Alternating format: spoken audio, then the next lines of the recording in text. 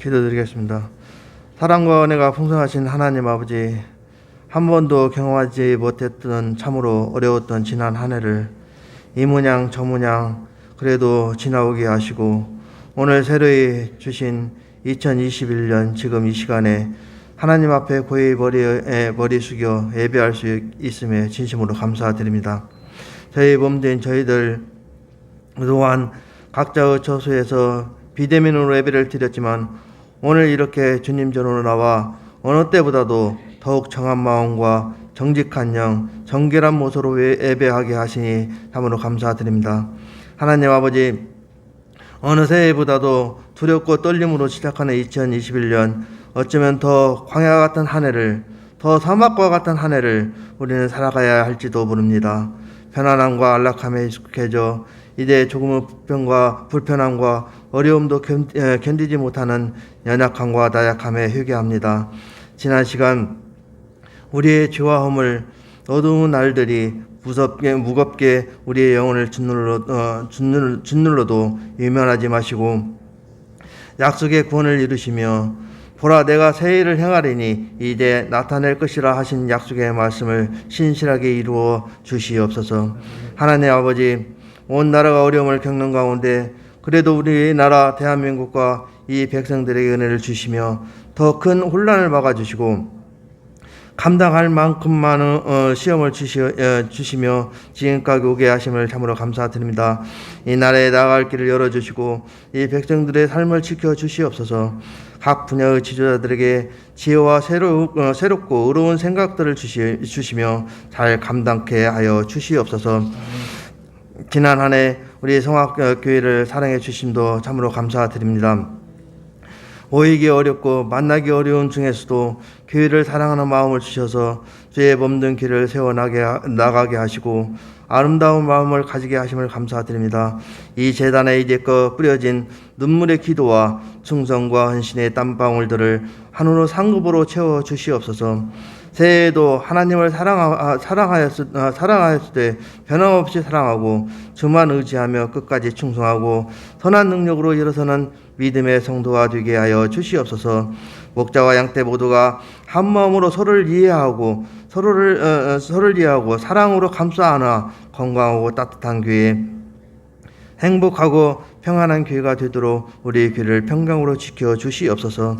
교회에 속한 성도들을 주신 가정과 자녀와 기업과 일터에도 하나님의 은혜가 늘 항상 머무는 2021년 새해가 되게 하시고, 감사하면 감사할수록 감사거리가 더 많아지게 축복하여 주시옵소서. 믿음으로 우리에게 일어날 일을 기대하는 가운데 하루하루가 늘 새로운 2021년 우리의 삶이 되게 하여 주시옵소서. 올 한 해에도 변함없이 우리의 영의 양식을 채워주실 목사님을 축복하여 주시옵시고, 영업간의 강건함과 성령의 충만함으로 또 말씀의 샘이 마르지 않도록 채워 주시옵소서. 이 시간 목사님을 통하여 주신 말씀에 모두가 은혜 받는 귀한 시간 되기를 원하오며, 2021년 한 해에도 끝까지 주님과 함께 동행하는 우리 모두가 되게 하여 주시옵소서. 이 모든 말씀 예수님의 이름으로 기도드리옵나이다. 아멘.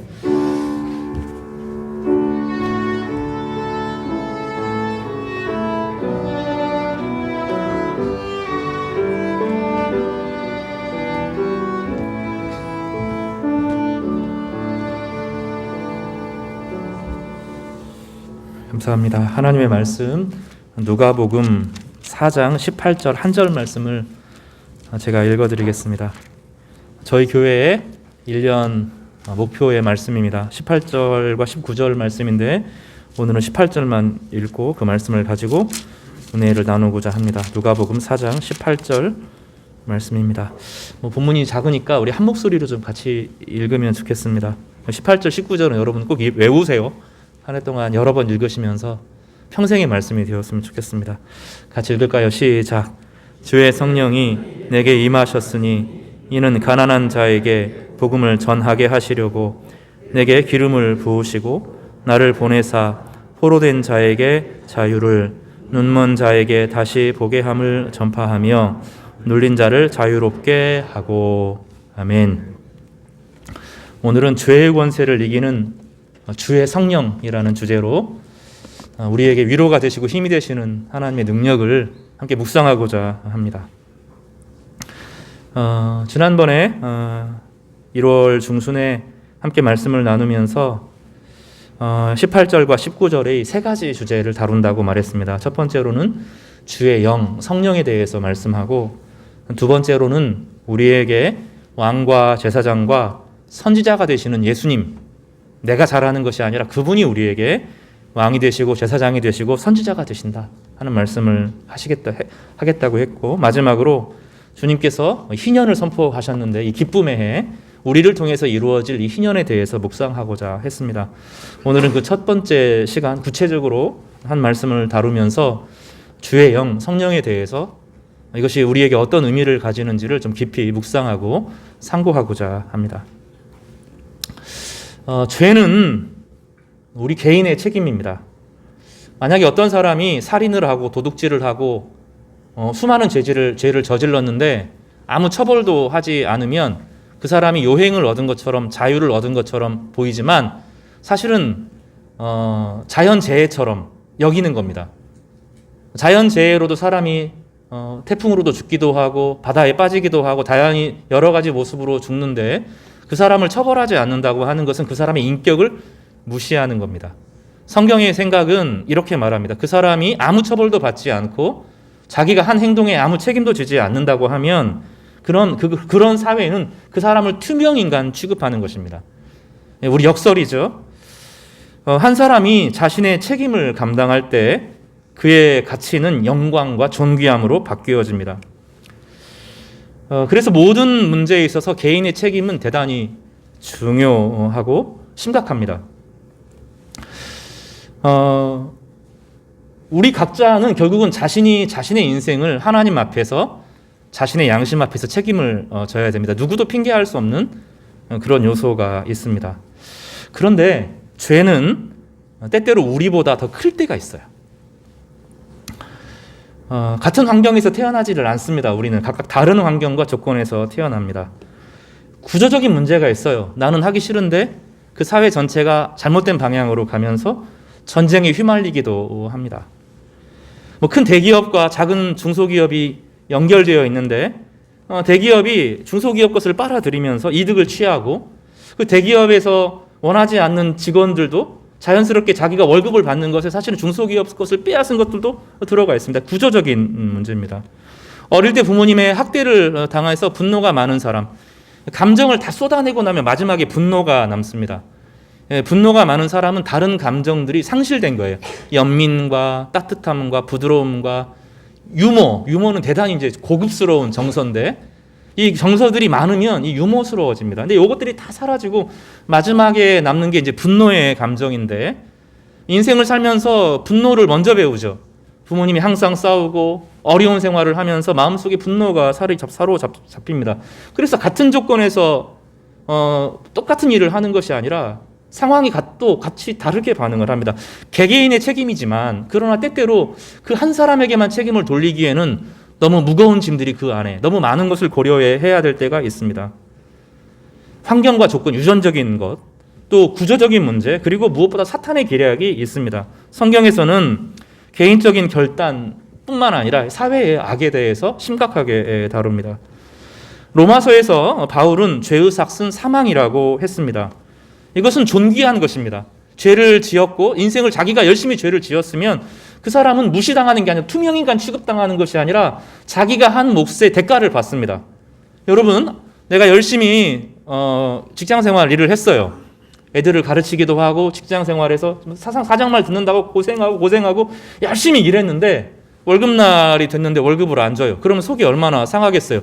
월급을 안 주면 나를 어떻게 되는 거예요? 나를 무시하는 거죠. 그렇지 않겠어요?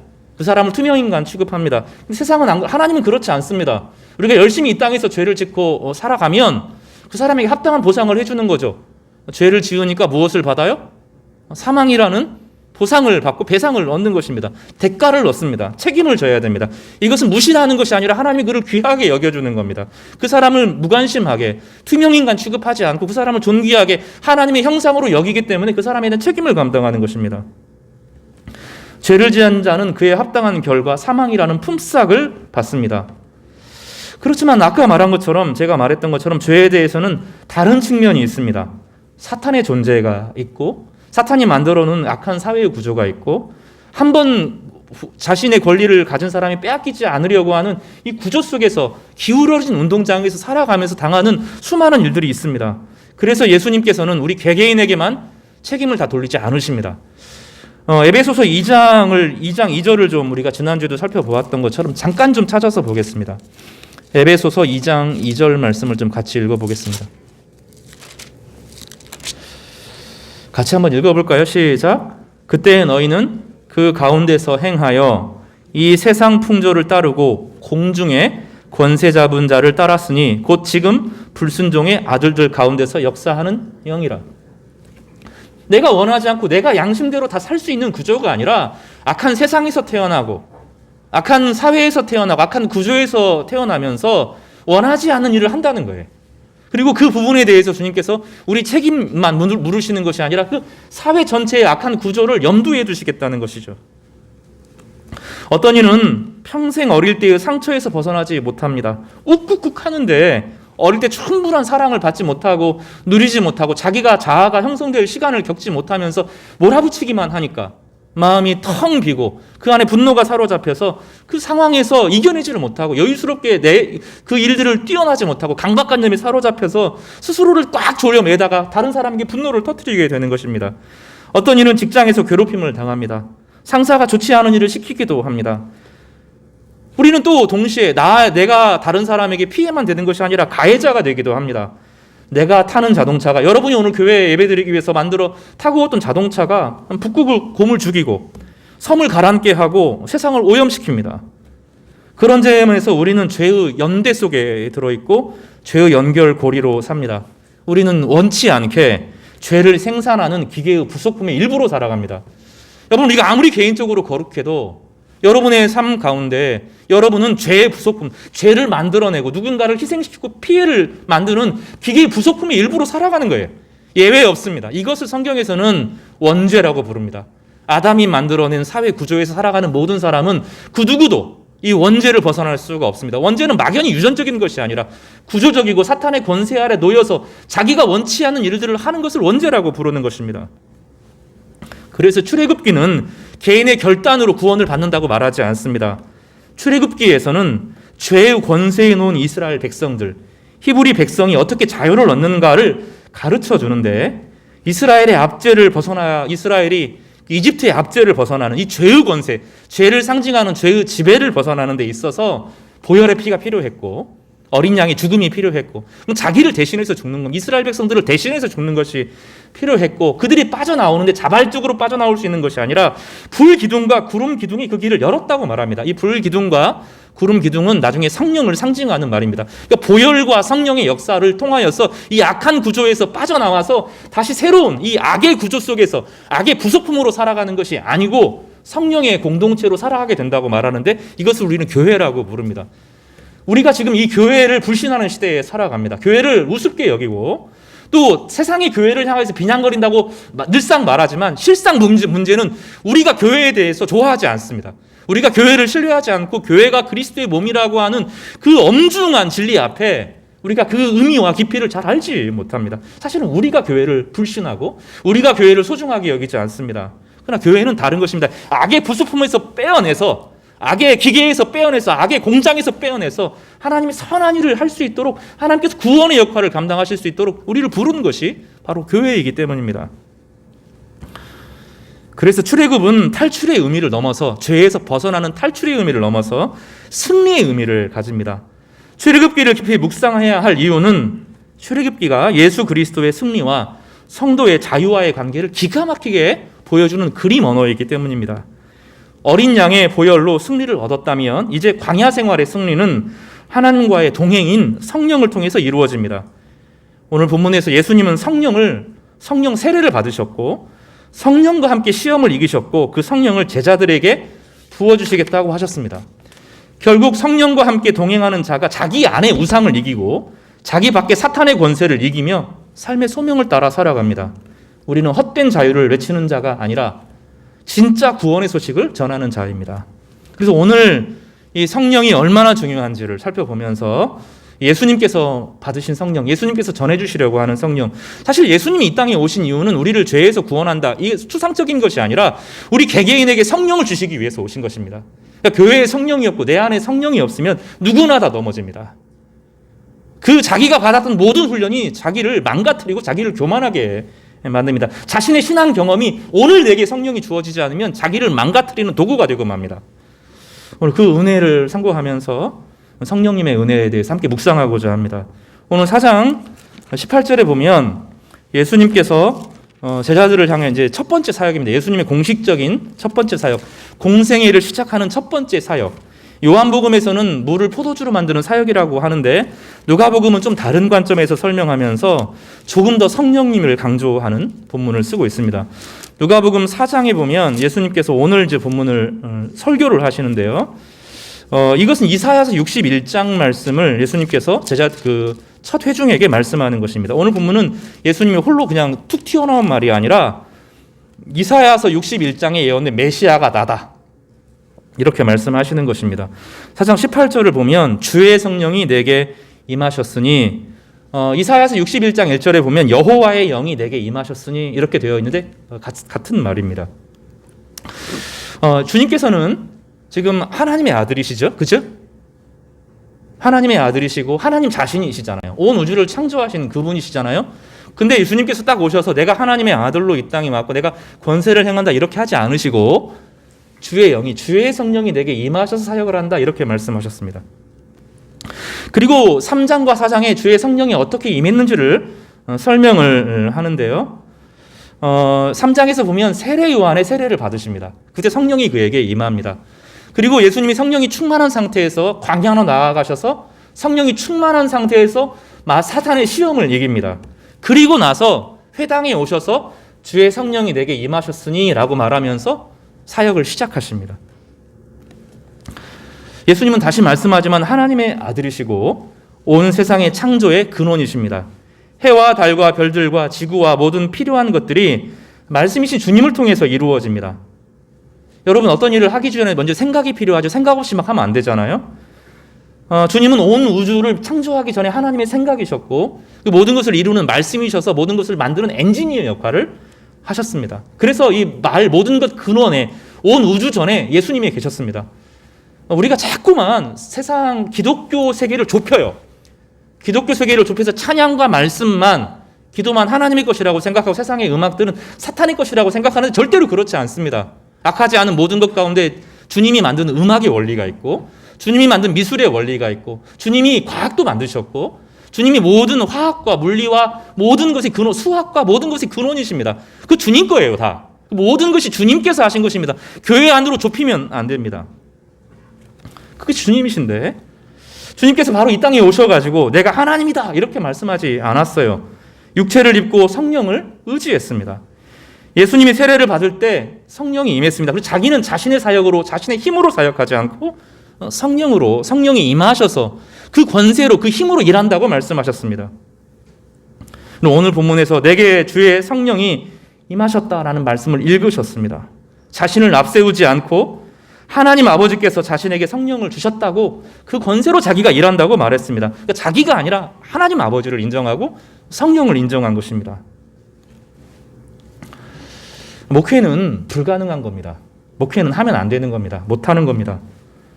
사람은 우리가 목사를 쉽게 생각하는데 목회를 쉽게 그런 게 아니에요.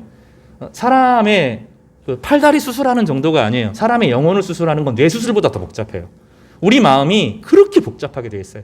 우리의 생각과 마음은 켜켜이 막 쌓여 있는 겁니다. 책 좀 읽었다고, 상담 좀 공부했다고 사람을 이해하고 천만의 말씀입니다. 그 사람 안에 있는 이기심과, 아무리 착해 보여도 그 안에 이기심이 있고 자존심이 있고 그 안에 또아리를 튼 수많은 악의 흔적들이 있고 상처가 있고 그 교만들이 있고 헛된 지식들이 꽉 차 있거든요. 그걸 헤집어 들어가서 한 사람 한 사람에게 생명을 주는 일이 목회거든요. 이거 불가능한 일입니다. 목회는 못하는 거예요. 사람의 마음의 생각과 감정을 아무리 노력해도 알 수가 없습니다. 자신의 마음은 자신만 알아요. 삶의 경험은 똑같지 않아요. 삶의 경험은 각각 다 고유하고 독특한 거예요. 내가 아무리 큰 슬픔을 겪어도 그 사람의 슬픔은 알 수가 없어요. 내 아버지가 죽고 내 남편이 죽은 슬픔을 갖고 있어도 다른 사람의 그 슬픔을 우리가 공감할 수 없고 이해할 수 없어요. 그저 같이 옆에 있어주는 거지 내가 당신을 압니다. 그런 얘기 할 수 없습니다. 조직과 분위기를 만들고 붐을 일으키고 카리스마로 사람을 휘어잡고 붐을 확 일으키는 거. 지금 BTJ, 백투더 예루살렘 운동 그거 하잖아요. 사실은 옛날에 제가 기억이 있어요. 저희 교회에도 뭐 그런 분이 있었어요. 666 이야기 하시면서 그 운동하고 똑같습니다. 막 우왕 하고 사람들은 웅성웅성 기도하고 막 난리가 나고 막 성령 받은 것 같고 그런 거 아니더라고요. 열광이죠. 진짜 성령이 아닙니다.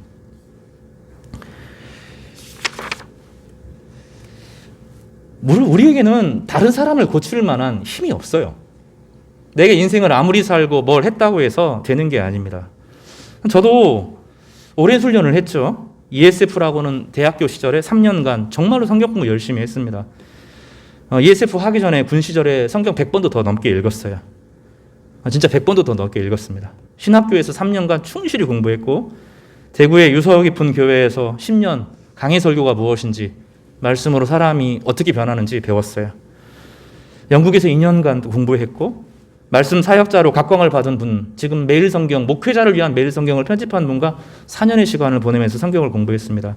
책을 읽었고 문화를 배웠고 상담을 공부했습니다. 그런데 이런 모든 훈련이 성령을 의지하지 않으면 경직되고 교만하게 됩니다. 아무것도 아닙니다. 다른 사람을 치는 도구에 불과하고 자신을 자랑하는 도구에 불과하지 그 누구도 고칠 수가 없습니다. 저는 너무나 잘 알아요. 이런 훈련들이 저에게 되게 중요하고 배운 것들이 많이 있다는 것도 알아요. 인정하고 또 훈련 받고 배워야 됩니다. 배우지 않고 검증되지 않으면 안 돼요. 그러나 사람이 복음을 전하는 것은 교회에서 하는 것은 그냥 분위기 기분 좋고 웃기게 하는 것이 아니라 사람 안에 들어가서 사람의 생명, 죽어있는 것들을 잘라내고 생명을 살리는 일을 하는 거거든요. 이건 못하는 겁니다. 못하는 겁니다. 이건 사람이 할 수 있는 일이 아닙니다. 어설픈 설교 한 편으로 몇 번 기도한다고 되는 것이 아닙니다. 성령이 그 사람에게 직접 임해야 사람이 살아가는 것이지. 어떤 요즘 최근 어떤 이단 하나가 그렇다. 내게 있는 성령으로 명하노니 나아라 막 이런 식으로 그런 엉터리가 어디 있어요. 성령은 개개인에게 임해야 됩니다.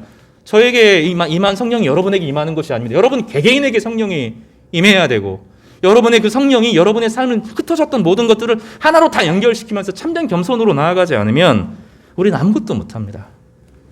예수님도 그러셨어요. 오늘 본문에서 제가 첫 번째로 강조하는 것은 하나님의 아들 예수님도 자신의 힘으로 하지 않고 몸을 비우고 이 땅에 오신 주님께서도 자신의 힘으로 하지 않고 성령을 의지했다는 거예요. 목회자가 돼가지고 성령을 의지하지 않고 장로가 돼서 성령을 의지하지 않고 안수집사, 권사 성령 의지하지 않으면 다 가짜고 쓰레기가 되는 거예요. 자기가 받은 훈련 때문에 그 사람이 망가지는 거예요. 자기가 경험했던 그 경험이 그를 망가뜨리는 거예요. 그것이 그를 교만하게 만들고 그를 우월하게 만들고 그렇게 되는 거예요. 그렇게 돼요. 용기를 잃어버리고 늘 보수적이 되고 성령은 늘 새 길을 여시는 분이시거든요. 새로운 길을 가게 하고 이 악한 사회 구조를 뚫고 넘어가게 하는 것이 성령의 역사인데 그렇지 않고 늘 자기 중심으로 이렇게 끙끙끙 자기밖에 중심으로 이렇게 스며들어 자기 중심으로 되는 거예요. 두려움에 사로잡히게 되어지고 이렇게 됩니다. 내가 그렇게 공부했는데 내가 그렇게 훈련 받았는데 그러면서 자기를 그 앞에 감추게 되고 가면 속에서 자기를 감추는 것이 그런 사역이 되는 겁니다. 그래서 우리는 예수님의 사역, 첫 번째 사역, 이 위대한 일을 하시며 있어서 그분이 내게 성령이 임했다고 겸손하게 그 사실을 받아들이는 것을 기억할 필요가 있습니다. 2021년도 여러분 교회 전통 믿지 마십시오. 교회 전통이 여러분 구할 수 있는 것이 아닙니다. 되게 교회 전통이라는 것은 하나님께서 우리를 어떻게 이끌어 오셨는가에 대한 감사의 고백이지. 그걸 자랑하면 안 되는 거예요. 우리가 그동안 받았던 신앙훈련 자랑해서는 안 됩니다. 감사함으로 고백해야 될 것이지 자랑하면 안 됩니다. 오늘 우리 가운데 성령이 임하도록 주의 성령을 의지하며 살아갈 수 있도록 주님 도와달라고 우리의 교만을 깨트려달라고 간구해야 되는 것입니다. 우리는 예수님 같은 사람이 아니에요. 저는 예수님 같은 분이 아니에요. 어림없어요. 천에 만분에 저는 아무것도 아닙니다. 진짜 믿음으로 살아가는 그 훌륭한 성도들을 보면 목회자하고 비교할 수 없는 평신도들이 진짜 많고요. 2000년 교회의 역사 가운데 저는 정말로 발톱에 떼도 안 돼요. 정말로 성령을 따라서 살아갔던 사람들이 많이 있습니다. 다른 것이 아니라 딱 주의 영을 의지했던 사람들, 그 사람들을 통해서 세상은 변했고 교회는 살아났던 것입니다. 성도 여러분, 2021년도 우리 다짐합시다. 절대로 교만하지 말자고. 주의 영이 나를 움직이지 않으면 나는 아무것도 아니다고 고백하고 모든 일을 주의 영 안에서 할 수 있도록 은혜를 구하는 우리 성도님 되시기를 간절히 바랍니다. 두 번째는 그럼 예수님은 성령을 어떻게 받으셨는가 살펴볼 필요가 있습니다. 오늘 그래서 이 주의 영이 내게 임하셨다라고 말하기 전에 3장과 4장에 예전에도 한번 간단하게 말씀드렸지만 예수님께서 성령을 받은 내용들이 기록되어 있습니다. 3장에 보면 세례 요한을 예수님이 만나는 장면이 나오지요. 3장 21절에 보면 백성이 다 세례를 받을새 예수도 세례를 받으시고 기도하실 때 하늘이 열렸다. 하나님의 아들인데 굳이 성령을 받아야 될 필요도 없지요. 세례는 어떤 것입니까? 지금은 우리가 세례 받는 거 간단하게 생각하지만 세례는 공개적으로 자기 죄를 고백하는 겁니다. 내가 이렇게 죄인입니다. 내가 이렇게 형편없는 사람입니다. 하나님의 은혜가 아니면 나는 안 되는 사람입니다라고 공개적으로 자기 죄를 고백하는 것이 세례입니다. 그래서 바리새인들은 세례를 안 받았어요. 내가 다른 사람보다 더 의로운데 상대적으로 생각해서 내가 저 사람보다 성경을 더 많이 읽었고 기도를 더 많이 했고 금식을 했고 구제를 하고 선을 행하는 사람인데 내가 다른 사람 앞에 죄를 고백하는 것이 부끄럽고 수치스럽지 하고 자기를 드러내지 않았어요. 근데 예수님은 세례 받으러 가셨어요. 세례 요한이 깜짝 놀라죠. 하나님의 아들이 온 우주를 창조한 분이 세례를 받는다. 말이 안 되잖아요. 그래서 도무지 못하겠다고 하니까 이렇게 하는 것이 하나님의 의를 이루는 것이다 하고 세례를 받으셨습니다. 세례를 받을 때 몇 가지가 있어요. 요단강에서 세례를 받으셨어요. 본문은 이제 여기서는 구체적으로 기록이 안 되어 있지만 다른 본문에서는 요단강이라는 구체적인 지명을 말합니다. 요단강은 이스라엘의 해수면과 좀 비교를 해보면 지중해에서부터 이게 바다가 있고 땅이 있습니다. 땅이 있으면 보통 강은 점점 땅이 산으로 고지대가 되고 거기서 물이 흐르죠. 그래서 강은 항상 이 해수면보다 높은 데서 흘러요. 그래서 강과 바다가 만나게 되죠. 요단강은 좀 달라요. 요단강은 이렇게 이스라엘 고산지대를 지나서 폭 꺼집니다. 이렇게 폭 꺼져서 땅으로 쏙 들어가서 해수면보다 훨씬 낮은 쪽에 강이 흘러요. 그리고 그 강이 흐르고 흘러서 사해로 흘러가게 되고 사해는 막혀있는 바다입니다. 그래서 예수님께서는 지명적으로 가장 낮은 지역까지 내려가셔서 바닥으로 내려가셔서 거기서 하나님 앞에서 가장 낮은 인간의 모습으로 세례를 받으셨습니다. 이것을 빌립보서 2장 6절과 7절 이렇게 말합니다. 그는 근본 하나님의 본체시나 하나님과 동등됨을 취할 것으로 여기지 아니하시고 오히려 자기를 비워 종의 형체를 가지사 사람들과 같이 되셨고 예수님께서 세례를 받으신 것은 죄인의 대표로 임명되는 것입니다. 의로우시고 온 우주를 창조하신 분이 죄인의 하나로 여겨짐을 받기를 부끄러워하지 않고 나는 죄인의 대표로 인간의 아들로 살겠다고 선언하신 것이요. 그래서 예수님은 자신을 향하여서 가장 좋아했던 표현이 하나님의 아들이라는 표현이 아니라 인간의 아들, 인자라는 표현을 가장 좋아하셨습니다. 종의 형체를 지니셨습니다. 나중에 성령이 임했습니다. 이게 참 우리에게 어려운 부분이에요. 자기가 높은 사람이 어떤 권세를 위해서 성령을 받을 수가 없습니다. 성령은 그렇게 임하는 분이 아닙니다. 내가 성령 받았으니까 높아졌다. 그런 성령은 세상에 없습니다. 안 돼요. 성령은 그런 분이 아니에요. 가장 낮게 임하시는 그 주님 앞에 성령이 하늘에서 임하셔서 그를 존귀하게 만들어줍니다. 그리고 이제는 그의 사역이 아니라 하늘의 사역, 하나님의 사역을 감당하는 존재로 바꿔줍니다. 인생을 살다 보면 외적인 문제로 외부에서 오는 충격으로 바닥으로 떨어질 때가 있습니다. 인생의 바닥이 있습니다. 바닥을 친다 그런 말이 있습니다. 그런데 인생의 바닥이 있든가요? 성경에는 시면이라는 단어가 있어요. 인생을 살면서 아비스라는 단어, 영어로서는 시면이라는 단어를 쓰는데 창세기에서는 흑암이 깊음이라는 단어를 씁니다. 깊음, 무적행이라는 단어를 쓰기도 합니다. 바닥이 없어요. 우리는 인생의 바닥이 되고 어려운 상황이 되면 악으로 깡으로 살아요. 많은 사람들이 악으로 깡으로 살아요. 기어이 내가 뻔띠를 보여주리라. 이를 악물고 일어서요. 그런 사람 성공하죠. 근데 성경은 좀 달라요. 그런 사람들을 말하는 것이 아닙니다. 악으로 깡으로 일어서는 것이 아니라 내 인생을 주님께서 박살내셨을 때 꼭 주님께서 허용하시는 거죠. 내 인생을 외부에서 박살낼 때 인생의 어려운 문제들이 예전에 해결되어지지 않았던 분노와 싸움과 감정들이 내 안에 있다가 어느 순간 내 인생을 갉아먹어요. 신앙이 좋을 때는 괜찮고 분위기가 좀 괜찮을 때는 괜찮고 예배를 막 드릴 때는 막 기도로 교회가 으쌰으쌰 할 때는 괜찮은데 혼자 있는 시간이 많아지고 묵상의 깊이를 홀로 훈련한 적이 없고 홀로 찬양하고 기도하는 법을 배우지 않았을 때 어느 순간 내 인생을 갉아먹고 이제 바닥으로 떨어뜨려 버려요. 그리고 가장 슬픈 기억으로 슬쩍 돌아가요. 나를 비난했던 사람들이 그 기억으로 돌아가요. 조금 나는 예전에 큰 아픔을 경험한 사람이 작은 충격만 받아도 거기까지 가요. 바닥까지. 늘 그 슬픔 속에 살아요. 그날을 벗어나지 못해요. 그 날짜, 그 시간을 벗어나지 못하면서 바닥에서 살아요. 어떤 분은 암 선고를 받을 때 마치 사망이 자기를 삼키는 경험을 합니다. 어떤 이들은 사업의 계획이 틀어질 때 그런 경험을 합니다. 어떤 이들은 마음을 주고 믿었던 사람들의 외면을 당하면서 바닥으로 떨어지기도 합니다. 저는 제 인생의 바닥은 군 시절이었어요. 군대에 간 이유는 제가 제 안에서 어떤 죄들을 느끼고 있는 죄들을 아무리 해도 이길 수 없기 때문에 목숨을 걸고 해도 안 돼요. 다시 또 죄 짓고 있어요. 교회에서는 하나님의 영광을 위하여 산다고 배웠는데 죄의 습관을 이기지 못합니다. 그럴수록 하나님의 말씀이 부담스러웠어요. 그렇다고 세상에 섞이지도 못해요. 이 교회 다니는 사람들이 참 불쌍해요. 그런 면에서 세상 사람들처럼 막 섞여 살면 좋은데 그렇게 살면 안 되는데 해가지고 하나님의 영광을 위해 살지도 못하고 거기에 내 인생을 드리지도 못하고 어떻게 하는지도 모르고 그런가 하면 세상에서 마음껏 막 죄를 짓고 재밌게 살 수도 없고 호 안에서 서면서 이것도 아니고 저것도 아닌 그 어중간한 경계인으로 살면서 외로움을 경험합니다. 아무것도 인생을 살아보지도 않았는데 나는 낙오자 같았고 실패자 같았어요. 내 인생의 바닥이라고 저는 그때가 바닥이라고 생각해요. 십자가의 도가 그때 깨달아지기 시작했고 그 진리가 제 마음의 중심을 사로잡았습니다. 십자가가 성령을 가져옵니다. 십자가가 성령을 가져오는 이유는 예수님의 이 십자가가 가장 수치스러운 낮아지심이고 또 예수님의 죽으심, 무덤에 묻히심, 인생의 바닥으로 떨어지는 경험, 정말로 죽어서 묻히는 경험을 하셨기 때문입니다.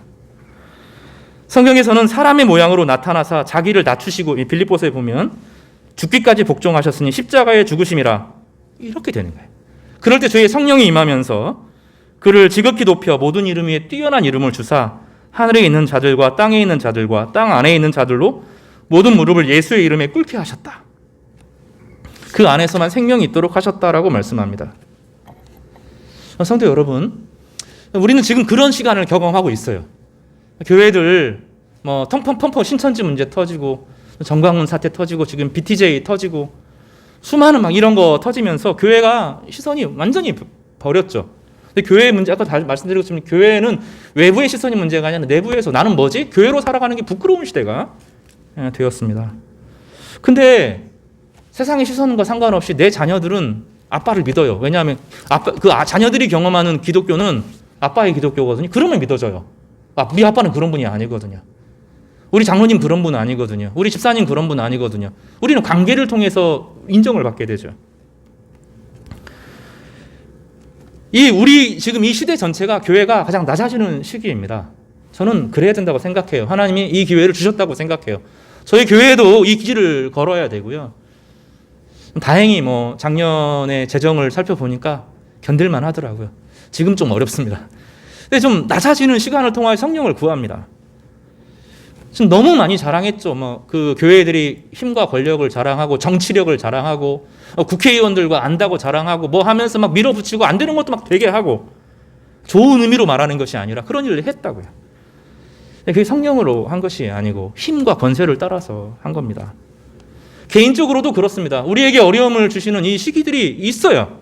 그 시기를 말씀과 함께 하지 않고 성령과 하지 않으면 성격만 못돼집니다. 이를 바득바득 갈아요. 내가 기어이 하리라 하면서 자기를 학대하고 자기를 무시한 사람들을 미워하고 자기 속에 미움이 막 사로잡히게 되고 분노에 사로잡히면서 자기를 파괴시키게 되는 길을 가게 됩니다. 좀 다른 길이 있어요. 땅에 심는 겁니다. 땅에 심어. 주님의 마음밭에 딱 심습니다. 마치 씨도 바닥에 떨어지잖아요. 땅 깊은 곳에 심겨지는데 생명을 가지니까 뿌리를 내리고 자라서 햇볕을 받고 열매를 맺는 존재가 되는 거잖아요. 성령은 바로 그런 일들을 하게 하는 거예요. 그러니까 인생의 바닥으로 떨어졌을 때 그 상황에서 어떤 사람은 박살이 나는가 하면 아주 못된 짓을 하게 되고 아주 이를 악물고 살아가는 사람이 되는가 하면, 어떤 사람은 주님과 함께 성령의 인으로 심겨서 그 안에서 생명을 발휘하면서 능동적으로 힘있게 살아가는 전혀 다른 인생을 살아가게 됩니다. 예수님의 낮아지심이 그에게 성령이 임하는 기본이었습니다. 그래서 겸손하지 않으면서 성령을 의지할 수가 없고, 내가 성령을 불러오는 게 아니에요. 어떤 사람이 막 어떤 목회자가 성령을 주는 거 아니에요. 그 새빨간 거짓말들이라고요. 성령은 예수 그리스도만 주실 수 있어요. 성령은 우리에게 죄를 구속하신 예수 그리스도와 성부 하나님만 주실 수 있는 것이지, 그 누군가가 어떤 일을 할 수 있는 것이 아닙니다. 개개인이 주님 앞에 은혜를 구하고, 낮아진 상황에서 주님의 말씀을 붙들고, 저에게 주의 은혜가 필요하다고, 정말로 저 혼자 안 된다고, 좀 도와달라고, 우리 교회를 도와달라고, 우리 교회에게 임하여 달라고, 우리 가정에게 임하여 달라고, 내 심령에 임하여 달라고 가장 낮은 마음으로 임할 때 임하게 되는 것입니다. 그러면 달라지게 되는 거죠. 누가복음 11장 9절, 누가복음 성령이 되게 중요하다고 그랬죠.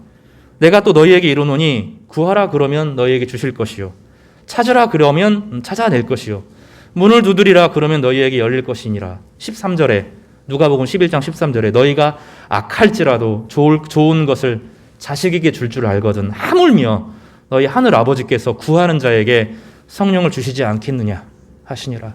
구해야 되는 겁니다. 구해야 됩니다. 개인적으로도 성령을 구해야 되고, 같이 모여서 성령을 구해야 되고, 주님 저희는 아무것도 아닙니다. 주님이 저에게 임하여 주십시오. 우리 신앙생활 다른 거 없어요. 한 해 동안 내 인생이 바닥으로 떨어지면서 어려웠던 이유는 주의 성령을 의지하지 않았기 때문에, 주의 성령을 의지하시기를 바랍니다. 주세요. 풍성히 부어주시는 분이십니다. 그분은 아끼시지 않은 분이세요. 하늘의 영을 우리에게 풍성하게 충만히 내려주실 수 있는 바로 그분입니다. 그래서 함께 모여서 낮은 마음으로 공동체를 이루고, 낮은 마음으로 함께 기도하면 주의 성령이 임하게 되는 것입니다. 사랑하는 성도 여러분, 성령을 구하는 저희 공동체, 여러분의 가정, 여러분의 삶이 되기를 간절히 바랍니다. 마지막으로 간단하게 좀 성령이 어떤 일을 하는 일을 본문에서 이야기하는데, 18절에 성령을 받은 예수님의 사역을 소개하고 있습니다. 주의 성령이 내게 임하였으니 가난한 자에게 복음을 전하게 한다, 이런 말씀을 하고 있습니다. 마태복음은 심령이 가난한 자는 복이 있다 이렇게 말했는데, 누가복음은 좀 달라요. 누가복음은 가난한 자에게 복이 있다 이렇게 말합니다. 이 가난한 자의 절박함은 한 사람만의 책임은 아닙니다. 이 가난은 영적인 가난만을 의미하는 것이 아니라 사회적인 가난을 포함합니다. 한 사람에게 모든 책임을 떠넘길 수 없습니다. 17세, 18세 아이들이 미혼모가 됩니다. 청소년들이 실수로 뭐 하다가 잘못된 문화로 또 여러 가지 악한 구조 가운데 할 게 없어서, 또 돈을 벌 수가 없어서 몸을 팔기도 하고, 그런 미혼모가 됩니다. 그럼 그 아이는 임시적으로 입양기관에 맡겨집니다. 아이들은 정서적으로 고갈되고 세상을 다 배웁니다. 2살, 3살이 되면 싹 배워요. 힘이 없으면 안 된다는 것을 배우고, 힘센 사람 앞에 탁 납작 엎드려야 된다는 거 아이들이 벌써 압니다. 가난은 다시 가난을 만들고, 부와 권력을 주면 절대로 뺏기지 않는 세상에서 살아갑니다. 기울어진 운동장에서 살아갑니다. 성경에 보면 이스라엘 자체가 기울어진 운동장이었습니다. 그들은 기울어진 운동장에서 노동을 이집트, 자기보다 강한 사람들에게 착취당했고, 인격을 무시당했고, 아이들을 나일강에 버려지게 되는 무기력한 존재들이었습니다. 그런데 그들에게 성령이 임하니 그들은 하나님을 아버지로 모시게 되었습니다. 그런 아이들이 있는 거예요. 그런 아이들이 있어요. 저도 이제 대구에 있을 때 저희 교회 옆에 저희가 돕는 한 지체 장애자들이 있었어요. 거긴 더 열악해서 송이 뭐 이런 아이들도 기억이 나는데, 몸이 안 좋은데 버려진 아이들이 있는 거예요. 그 아이들이 저희 교회에 나와서 시간을 보냈는데, 어떤 애들은 천사 같은 애들이 있어요. 그 어려운 상황에 하나님을 의지하면서 하나님의 능력을 경험하는 아이들이 있습니다. 그러면 그 가난한 아이들에게 주의 성령이 임하게 되고, 어느 순간부터 그 아이들에게 보이지 않는 아버지가 계심을 그 아이들이 알아요. 그래서 남달라요, 애들이. 그 어려운 상황이고 눈에 보이는 아버지가 없는데 자기한테는 아빠가 있다는 거예요. 네, 하나님 아버지가 있다는 거죠. 기도하기 시작합니다. 기도의 응답으로 그 삶을 열어가는 것을 보죠. 이것도 그 한 사람 한 사람에게 아무리 가난하고 절박한 상황이어도, 가난하고 겸손한 이 상황에서 주님을 의지하는 사람들에게 주의 성령이 임하면서 마음이 고아가 아니라 내 아버지가 있다는 것을 아주 확신하게 되는 그 아이들이 정말로 비범하게 살아가는 사람들을 봐요. 예전에 저에게 오셔서 설교를 하셨던 한 목사님 계시죠? 그분도 아버지 어머니 사실 없이 자랐어요. 그래서 조폭들 형들을 형님하고 불렀던 목사님입니다. 그런데 기도하면서 성령이 임한 거죠. 그리고 깨달아요. 눈에 보이는 육신의 아버지가 아니고 하늘 아버지가 내 진짜 아버지다 하는 것을 깊이 깨닫게 됩니다. 그래서 그분을 보면 고와 보여요. 하나도 고생 안 한 것처럼 보여요. 하나님 아버지와 동행했기 때문입니다. 주님이 늘 공급하여 주셨어요. 그런데 이 가난이라고 하는 것은 성령 휘년으로 발전하게 되는데 이제 차차 말씀을 전하겠습니다. 그것으로 끝이지 않아요. 개개인만 변화되는 것이 아닙니다. 그 사람들이 성령을 경험한 사람들이 세상을 바꾸어 나가기 시작해요. 제가 광주에 있을 때 목포 공생원에 여러 번 다녀온 적이 있습니다. 윤치호라고 하는 전도사님이 그 고아원 사역을 했습니다. 그런데 그분은 이제 일본 여자랑 결혼했어요. 일본 여자가 돈 많은 여자가 좀 고유의 관료의 딸이 그 가난한 전도사에게 반해가지고 결혼을 합니다. 그리고 열심히 고아들을 돌봤어요. 6.25 사변 때 그 남자가 행방불명 됩니다. 이제 여자분이 이름을 일본 이름에서 한국 이름으로 바꾸고 윤학자라는 이름으로 바꿉니다. 근데 그분이 돌아가셨는데 나중에 수많은 사람들이 그 목포 시의 장례식이 열린 거죠. 그러니까 시에서 치르는 장례식이 됐고 시 전체가 그분을 따르는 행렬로 꽉 찼어요. 거기에서 고아들이 자라서 그 어머니가 되는데 어머니가 된 어머니들이 CCC를 만들고 선교단체 굵직한 선교단체들의 모태가 되는 일들을 감당합니다. 단지 우리가 생각할 때는 그 아무것도 안 이런 것처럼 성령을 경험하고 하나님의 은혜를 사모하는 사람들이 구조를 바꾸어요. 어떻게 바꾸죠? 교회를 통해서 바꿉니다. 교회는 그리스도의 몸이에요. 머리는 아닙니다. 그러나 몸으로 역할을 하는 거죠. 우리는 그리스도의 몸의 일부예요. 그리스도의 몸의 일부로 살아가면서 함께 호흡하고 하나님의 은혜를 나누게 됩니다. 그래서 이 악한 기계적인 세상에서 빠져나와서 참된 공동체에 소망을 두는 거죠. 이 교회를 함부로 여기면 안 돼요. 포로된 자가 자유를 교회를 통해서 얻게 됩니다. 예수님의 사역은 말씀과 함께하는 사역이었고 말씀 자신이었습니다. 그 안에 성령이 임했고 성령이 있으면 그 안에 생명도 함께 임합니다. 교회에 대한 부정적인 견해들 정말로 많고 충분히 합당합니다. 욕 먹을만 해요. 왜냐하면 주님께서 낮추시는 과정이기 때문입니다. 교회는 그러나 그 루머로 무너지지 않습니다. 왜냐하면 내가 아는 집사님은 그 루머의 그 사람이 아니거든요. 남들이 아무리 욕해도 내가 직접 경험한 그분은 그분이 아니거든요. 어머니가 극성스럽게 신앙생활 하는 것 좀 불만스럽긴 한데 그래도 우리 어머니는 정직하고 우리 어머니는 진실로 살아가고 우리가 보는 그것이 신앙을 지키게 되고 공동체를 지키는 힘이죠. 가난한 자들이 일어서게 됩니다. 그리고 그들이 하나님 나라, 자기가 경험한 하나님 나라 세상에 나눠주게 됩니다. 교회를 이루게 됩니다. 문제의 핵심은 우리 자신에게 있어요.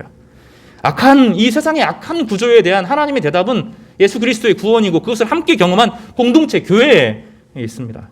에베소서 2장 23절은 교회는 그의 몸이니 만물 안에서 만물을 충만하게 하시는 이의 충만이라. 세상을 바꿀 수 있는 것은 정치나 법이 아니라는 거예요. 내면이 변하지 않은데 정치를 하고 이념을 따라서 내 이편 저편 서도 또 집에 돌아가면은 똑같은 아파트로 다 들어간다고요. 이 당 저 당이지만 결국은 밖에서 풀고 싸우고 집에 돌아가서는 친구끼리 술잔하면서 부동산 이야기하고 땅값 이야기하는 거 정치인들이라고요. 믿으면 다 안 돼요. 그런 방식으로 바뀌는 게 아니에요. 사람은 내면이 바뀌지 않으면 결국 결과적으로 똑같은 열매를 내놓게 됩니다. 만물을 제대로 제 역할을 하게 하는, 충만하게 하시는 것은 만물이 제 위치로 제 역할을 감당하게 하는, 만물 자체를 빵빵하게 그 역할을 하게 하시는 것이 성령이신데 그것이 교회를 통해서 세상을 변화시킨다. 주님의 약속이라는 것입니다. 주님은 영이시고 교회의 머리이십니다. 그리고 우리가 그의 몸입니다. 여러분이 교회예요. 여러분이. 건물이 교회가 아니라 여러분이 교회라고요. 머리와 몸이 연합이 생명을 가져오게 되는 것입니다. 교회에 주님의 임재가 있을 때 우리는 세상을 흔들 수 있고 세상이 교회를 흔들 수가 없습니다. 주님의 진리와 함께 있는 교회를 이루는 것, 작은 것이 아닙니다. 사람들이 교회를 함부로 대하고 흔들 때 우리가 해야 될 일은 건강하고 생명력 있는 교회를 함께 이루는 것입니다. 교회를 아름답게 세우기 위한 작은 헌신들은 기적을 가져옵니다. 물질과 시간과 마음을 드리는 것은 몇 배로 돌아옵니다. 나는 작은 헌신으로 교회를 섬겼는데 교회가 건강하고 생명력이 있으면 교회는 모든 것을 함께 해줍니다.